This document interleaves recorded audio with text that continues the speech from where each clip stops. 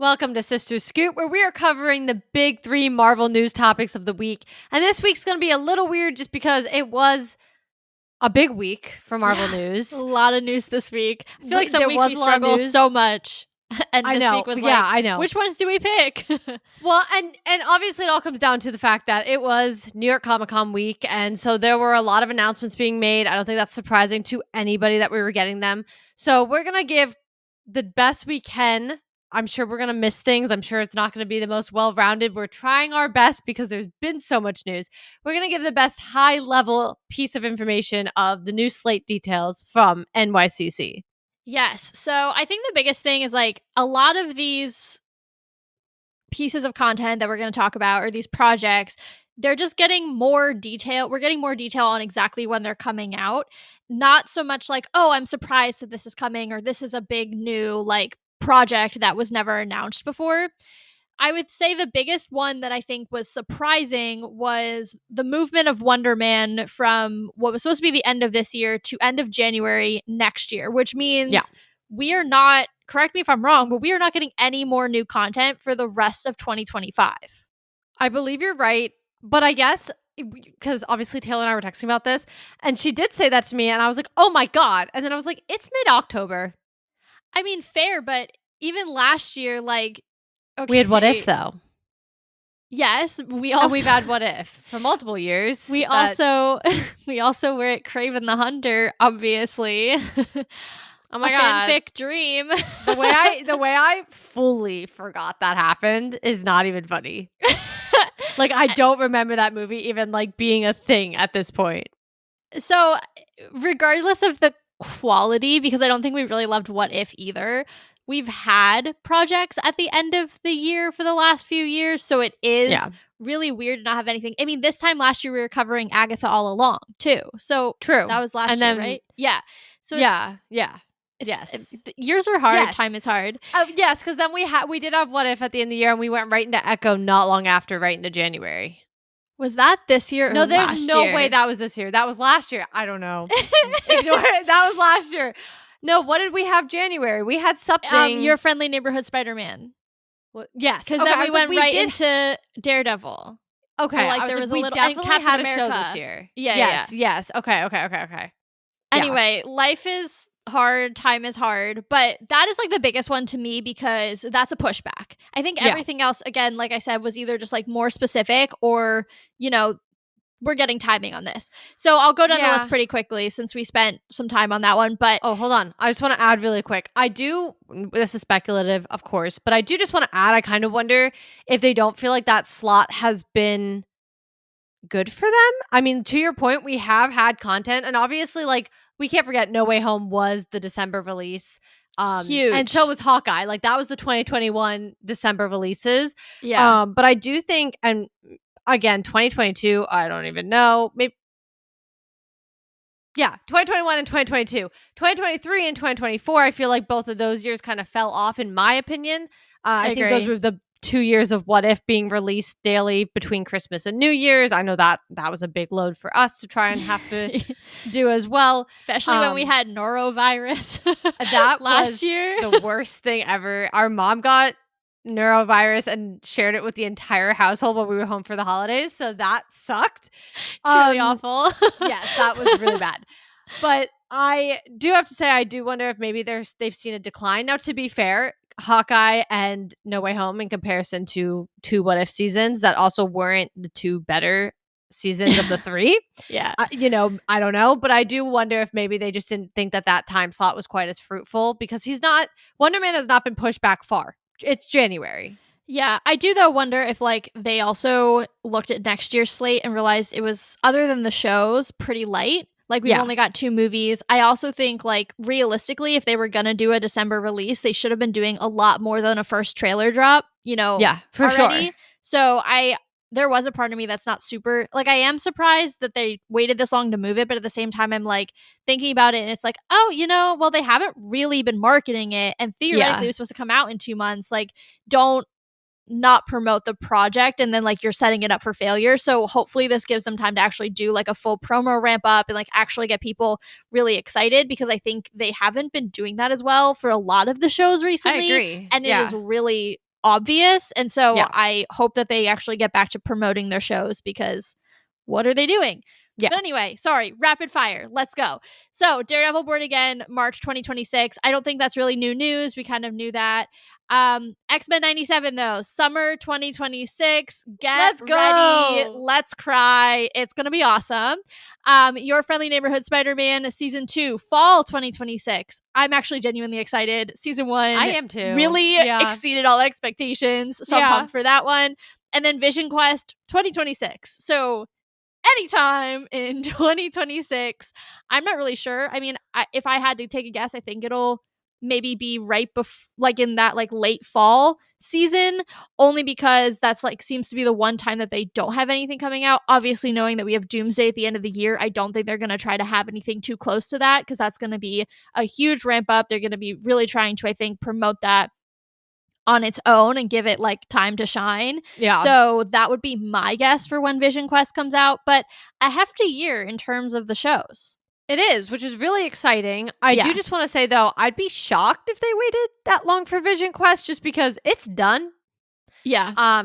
I would be really thrown off if they waited till almost a year for it to be coming out, because again, it's done. I mean, X-Men 97 season 2 has also been sitting done for a while. For so over a year. Like, I'm pretty sure they were done with it last year. Listen, I know, because I have had my dog for almost as long as that show has been, like, when it first came back. And literally, like, I'm still traumatized by that entire situation. So I'm well aware, and knowing that it's been done has been, like, the bane of my existence. So I don't know. I feel like live action though, that's really weird to sit on, especially knowing what we anticipate some of the things in that show are going to involve. So I'm hoping they don't wait that long. I really am. I think to like do it justice. Obviously, Paul Bettany's been like talking about it more and things like that. So that's kind of making me more hopeful that's going to be sooner rather than later. Maybe a late spring. That's what I'm thinking, maybe kind of fitting it in between Daredevil and X-Men 97. Yeah. I could see them maybe shooting for that area, because to wait a year is really crazy to me. I mean, look at what they did to Ironheart, though. How long did that sit on a shelf? That's fair. That's fair. You know, they're not afraid. That's fair. Yeah. All right. We don't have a lot of time, so we got to run through the rest of this. We kind of talked about this already, but we did get the Wonder Man trailer. We got first looks. It looks very different to what I think anybody is anticipating this show is going to be. I don't think you can now anticipate anything about this show, which I'm really excited about. I think it seems very meta. I'm really into it. So we're going to have to wait and see. Like we said, it's been pushed to January, but I'm genuinely starting to get really excited about this. Like, I don't know anything about this character. I didn't know what we were getting into, and the trailer has intrigued me, and that's what it's meant to do. I'm genuinely excited. Yeah, I'm going to say something kind of crazy, but I think it's true, and just like check me on it. But we haven't had like a cold introduction to a character in a really long time. Like, what was the last character that we were like, this is brand new, they've never appeared in anything else, and they're going to get their own show? Was it Kamala Khan in 2022? She's one I'm thinking of. Because she and Moon Knight were like back to back. Yeah. And then he would have been the other one. Yeah, we haven't had any movies that are like, hey, this is a brand new character. Yeah, I mean, probably. So that I can think of. Don't quote us on this, guys, but yeah, I mean, think about what we've had just recently. Like, obviously, Riri was in Black Panther 2, and the Thunderbolts, Captain America, all those things. Well, the Fantastic Four, I guess, technically. Yeah, but that's a movie. That doesn't, to me, that's not the same equivalent of a show. I mean, fair, but it's still, I guess my point is, like, they haven't really been introducing new characters lately at all. Like, regardless of the medium. Obviously, the Fantastic Four, that counts. So, you know, take that with a grain of salt in terms of what I'm saying here. But they haven't been doing it as often. Like, for a while, we were just getting new character after new character after new character. Which made sense. Yeah. And now it's like, oh, we've taken such a break from getting brand new characters other than Fantastic Four, which, again, so different because there's such a, like, legacy around them and so much knowledge. And also third iteration in 20 years, the whole nine. But I'm genuinely excited to have to go in and learn about a character, not understand immediately who they are, the 6 other movies or TV shows that they're coming from, and just be able to be like, oh, this is this character, this is cool, like totally new, not really knowing what to expect, to your point. So I'm just genuinely excited about that piece of it as well, because I think we haven't done that in a hot minute, and I'm excited. Yeah, I mean, I am too. So make sure you guys go check out the trailer if you haven't seen it and get ready for that January release date, because Wonder Man is going to be coming and it looks good. It does. Yeah, it does. But I have to share some exciting news. Now, okay, let's put into some perspective, guys. This sounds far away, but we are moving rapidly into 2026. And this makes sense if you think about end of 2026, we got Doomsday. End of 2027, we've got, oh my God, Secret Wars. I almost said Endgame, and I knew that wasn't right. So then I was like, what am I supposed to be saying here? But this news is going to make sense. Looks like they're eyeing a 2028 release for our first X-Men film, live action in the Marvel Cinematic Universe, as in Marvel made it and not in association with Marvel or anything of that. It's going to be theirs. It's going to be our new cast of mutants of who we're going to get. I think this, arguably, other than X-Men 97 season 2 having like an actual date on the slate next year, this is probably my favorite news from NYCC. Yeah, this is a big deal. Yeah. Like crazy big. I think my first initial thought was like, oh my God, that's so far away.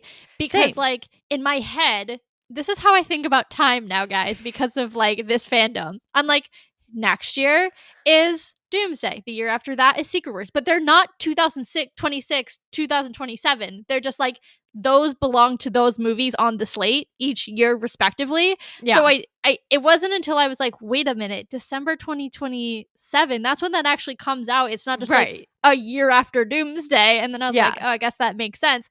To me, I think the other thing to think about here is like, this may be soft confirming a mutant focused saga next. I mean, we've talked a lot about the soft reboot coming out of Secret Wars, which there very much should be. And then, you know, depending on when this comes out in 2028, also, we haven't gotten any other projects confirmed for 28. Not that this is either, but even talked about, I think, for 2028. If this is the first project coming out of Secret Wars, it's setting the tone. Yeah. It is telling us this is your next 8 to 10 years. So kind of a big deal. Yeah. I like fully haven't processed it because I'm not allowing myself to get excited for something that's 2.5 years away. Fair. But I'm also like, the next 2.5 years are going to be full of casting releases and trailers and synopses and wonderful theories, and it's going to be insane. And think about how, like, this is so weird to think about, but think how quickly that's going to go. I know. Because it's October. I gotta keep saying that because my brain isn't processing that. Like, I am not. But it's October 2025 already. I mean, we are hurtling towards not only 2026, but with all this content, we're going to be hurtling towards Doomsday very quickly in 2026. So, I mean, it's crazy to think about, but it's going to happen much quicker than we think it's going to. And I think that's why initially I also was like, oh, 2028. But I know. Hey, that's actually really only 2 years away because there is not much left of this year. And depending on the release date, like, it could come hot on the heels of Secret Wars. I actually wouldn't be shocked if it does. I think it's going to get the May release.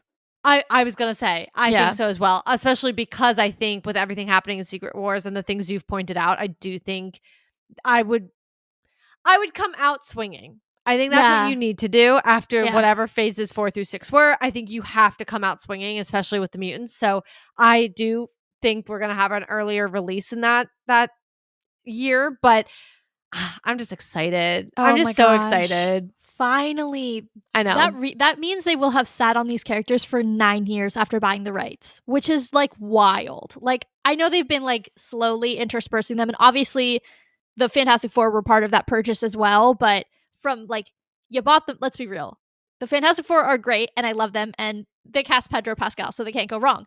But like, why did you buy 21st Century Fox? 80% for the X-Men, 20% for the Fantastic Four. Yeah. Yeah. You know? So to sit on the real reason you bought the IP, or the studio really, for 9 years is insane.